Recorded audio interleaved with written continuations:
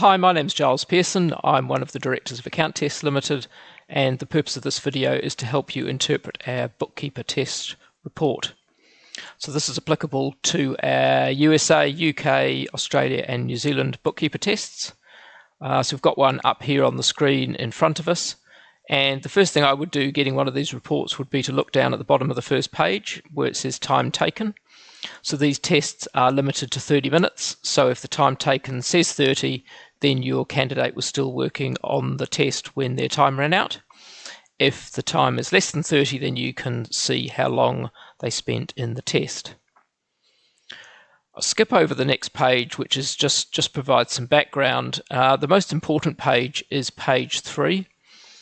So this test is a competency-based test, which means what we did was we got a panel of very experienced bookkeepers together who helped us produce a question set, and they then graded the questions into 3 levels, and against each level provided a description as to what, if candidates performed to a high level in those questions, what they should therefore be able to do for a bookkeeper, and I guess conversely what those questions didn't prove that they could do.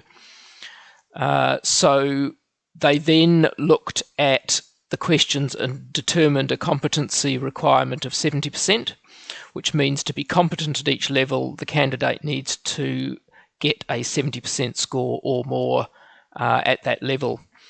And this page describes what level 1, 2 and 3 mean. So if your candidate is competent at that level, what you should therefore expect them to be able to do, and you can work your way through to see what therefore level 1, 2 and 3 actually mean.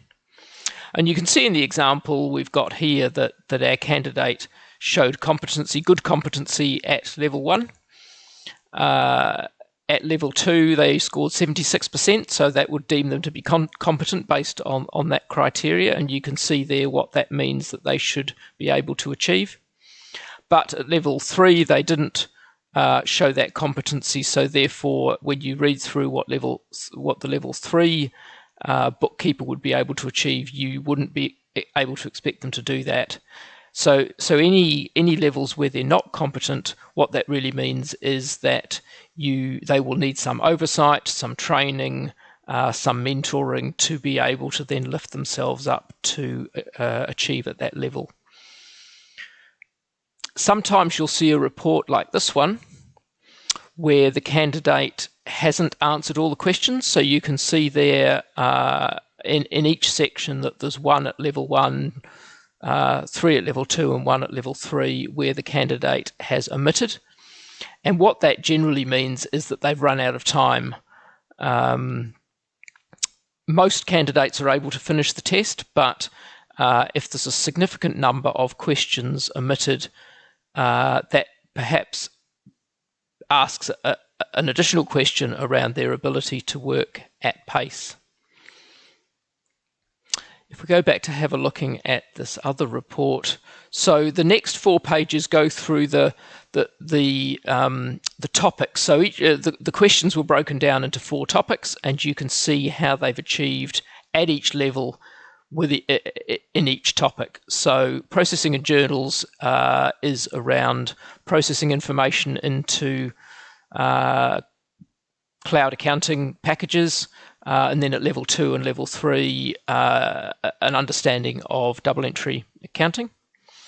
Accounting concepts is more about some understanding of how accounting actually works. So a little bit of theoretical knowledge with some practically related questions. Business support is around what the bookkeeper should be able to do for the business owner. And that's around things like margins, some budgeting, and also whether they're able to look at information that they've produced and critically understand whether it makes any sense or not, and what they might do about it if it doesn't make sense. And then taxation and payroll is the last section. That's obviously different for each country, but we'll cover things like payroll taxes, sales taxes, or value-added taxes. The next section goes through the questions one by one, so it tells you what each question was about, which section it went into, whether it was a level 1, 2 or 3 question, and whether the candidate got it right or wrong. And if they omitted it, on the right hand side there'll be a little white circle.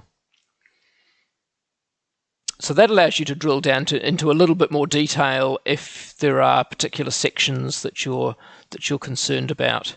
And I guess it's important to consider that